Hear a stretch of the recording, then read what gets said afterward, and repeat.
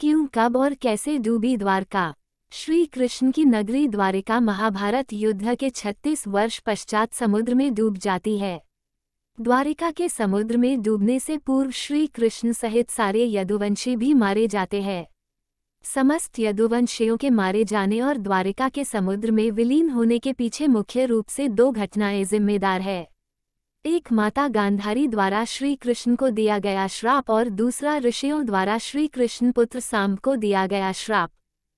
महाभारत युद्ध की समाप्ति के बाद जब युधिष्ठिर का राजतिलक हो रहा था तब कौरवों की माता गांधारी ने महाभारत युद्ध के लिए श्री कृष्ण को दोषी ठहराते हुए श्राप दिया कि जिस प्रकार कौरवों के वंश का नाश हुआ है ठीक उसी प्रकार यदुवंश का भी नाश होगा।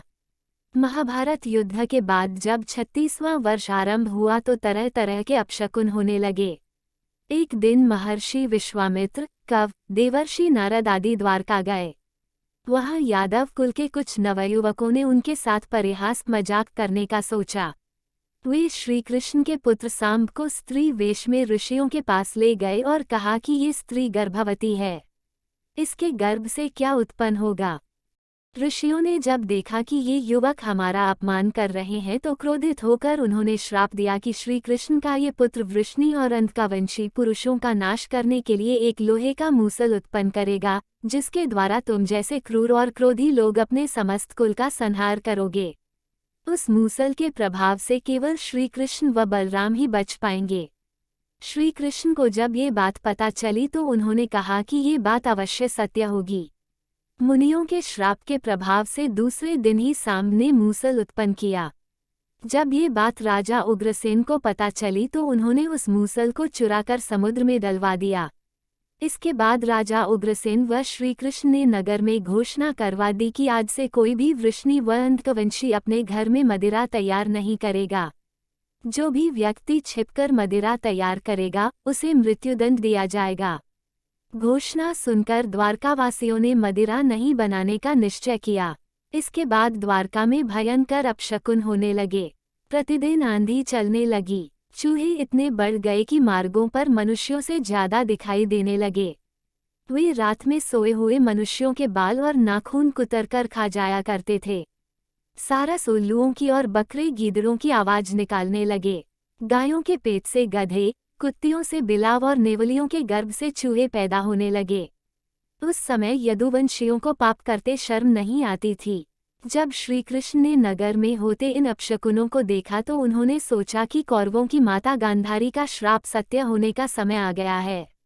इन अपशकुनों को देखकर तथा पक्ष के 13वें दिन अमावस्या का संयोग जानकर श्री कृष्ण काल की अवस्था पर विचार करने लगे।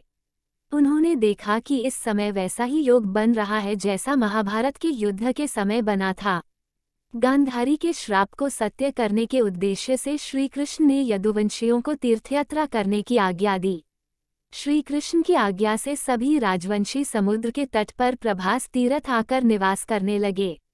प्रभास तीर्थ में रहते हुए एक दिन जब अंधक व वृष्णिवंशी आपस में बात कर रहे थे तभी सात्यकी ने आवेश में आकर कृतवर्मा का उपहास और अनादर कर दिया। कृतवर्मा ने भी कुछ ऐसे शब्द कहे कि सात्यकी को क्रोध आ गया और उसने कृतवर्मा का वध कर दिया। ये देख अंधकावंशियों ने सात्यकी को घेर लिया और हमला कर दिया। सात्यकी को अकेला देख श्रीकृष्ण के पुत्र प्रद्युम्न उसे बचाने दौड़े। सात्यकी और प्रद्युम्न अकेले ही अंधकावंशियों से भिड़ गए, परंतु संख्या में अधिक होने के कारण वे अंधकावंशियों को पराजित नहीं कर पाए और अंत में उनके हाथों मारे गए। अपने पुत्र और सात्यकी की मृत्यु से क्रोधित होकर श्रीकृष्ण ने एक मुट्ठी एरका घास उखाड़ ली। हाथ में आते ही वह घास वज्र के समान भयंकर लोहे का मूसल बन गई। उस मूसल से श्रीकृष्ण सभी का वध करने लगे। जो कोई भी वह घास उखाड़ता वह भयंकर मूसल में बदल जाती, ऐसा ऋषियों के श्राप के कारण हुआ था। उन मूसलों के एक ही प्रहार से प्राण निकल जाते थे। उस समय काल के प्रभाव से अंधक, भोज, शिनी और वृष्णि वंश के वीर मूसलों से एक दूसरे का वध करने लगे। यदुवंशी भी आपस में लड़ते हुए मरने लगे।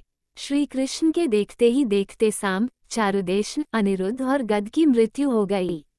फिर तो श्री कृष्ण और भी क्रोधित हो गए और उन्होंने शेष बचे सभी वीरों का संहार कर डाला। अंत में केवल दारुक, श्री कृष्ण के सारथी ही शेष बचे थे। श्री कृष्ण ने दारुक से कहा कि तुम तुरंत हस्तिनापुर जाओ और अर्जुन को पूरी घटना बताकर द्वारका ले आओ। दारुक ने ऐसा ही किया। इसके बाद श्री कृष्ण बलराम को उसी स्थान पर रहने का कहकर द्वारका लौट आए। द्वारका आकर श्री कृष्ण ने पूरी घटना अपने पिता वसुदेव जी को बता दी। यदुवंशियों के संहार की बात जानकर उन्हें भी बहुत दुख हुआ। श्री कृष्ण ने वसुदेव जी से कहा कि आप अर्जुन के आने तक स्त्रियों की रक्षा करें। इस समय बलराम जी वन में मेरी प्रतीक्षा कर रहे हैं, मैं उनसे मिलने जा रहा हूँ। जब श्री कृष्ण ने नगर में स्त्रियों का विलाप सुना तो उन्हें सांत्वना देते हुए कहा कि शीघ्र ही अर्जुन द्वारका आने वाले हैं, वे ही तुम्हारी रक्षा करेंगे। ये कहकर श्री कृष्ण बलराम से मिलने चल पड़े। वन में जाकर श्री कृष्ण ने देखा कि बलराम जी समाधि में लीन हैं। देखते ही देखते उनके मुख से सफेद रंग का बहुत बड़ा सांप निकला और समुद्र की ओर चला गया। उस सांप के हजारों मस्तक थे। समुद्र ने स्वयं प्रकट होकर भगवान शेषनाग का स्वागत किया। बलराम जी द्वारा देह त्यागने के बाद श्री कृष्ण उस सूने वन में विचार करते हुए घूमने लगे। घूमते घूमते वे एक स्थान पर बैठ गए और गांधारी द्वारा दिए गए श्राप के बारे में विचार करने लगे। देह त्यागने की इच्छा से श्री कृष्ण ने अपनी इंद्रियों का संयमित किया और महायोग समाधि की अवस्था में पृथ्वी पर लेट गए। जिस समय भगवान श्री कृष्ण समाधि में लीन थे, उसी समय जरा नाम का एक शिकारी हिरणों का शिकार करने के उद्देश्य से वहां आ गया। उसने हिरण समझकर दूर से ही श्री कृष्ण पर बाण चला दिया। बाण चलाने के बाद जब वह अपना शिकार पकड़ने के लिए आगे बढ़ा तो योग में स्थित भगवान श्री कृष्ण को देखकर उसे अपनी भूल पर पश्चाताप हुआ। तब श्री कृष्ण को उसे आश्वासन दिया और अपने परमधाम चले गए।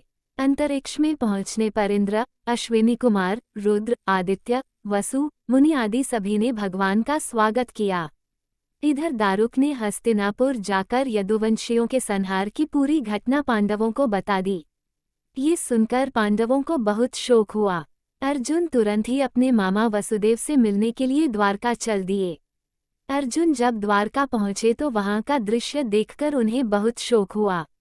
श्री कृष्ण की रानियां उन्हें देखकर रोने लगी। उन्हें रोता देखकर अर्जुन भी रोने लगे और श्री कृष्ण को याद करने लगे। इसके बाद अर्जुन वसुदेव जी से मिले। अर्जुन को देखकर वसुदेव जी बिलख बिलख रोने लगे। वसुदेव जी ने अर्जुन को श्री कृष्ण का संदेश सुनाते हुए कहा कि द्वारका शीघ्र ही समुद्र में डूबने वाली है, अतः तुम सभी नगरवासियों को अपने साथ ले जाओ। वसुदेव जी की बात सुनकर अर्जुन ने दारुक से सभी मंत्रियों को बुलाने के लिए कहा। मंत्रियों के आते ही अर्जुन ने कहा कि मैं सभी नगरवासियों को यहाँ से इंद्रप्रस्थ ले जाऊंगा, क्योंकि शीघ्र ही इस नगर को समुद्र डुबा देगा। अर्जुन ने मंत्रियों से कहा कि आज से 7वें दिन सभी लोग इंद्रप्रस्थ के लिए प्रस्थान करेंगे, इसलिए आप शीघ्र ही इसके लिए तैयारियां शुरू कर दें।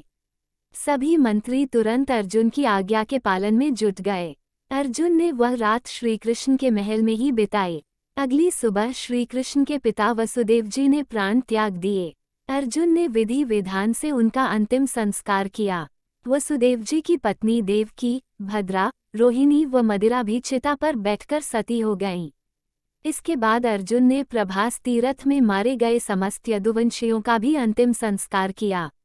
7वें दिन अर्जुन श्री कृष्ण के परिजनों तथा सभी नगरवासियों को साथ लेकर इंद्रप्रस्थ की ओर चल दिए। उन सभी के जाते ही द्वारका नगरी समुद्र में डूब गई। ये दृश्य देखकर सभी को बड़ा आश्चर्य हुआ।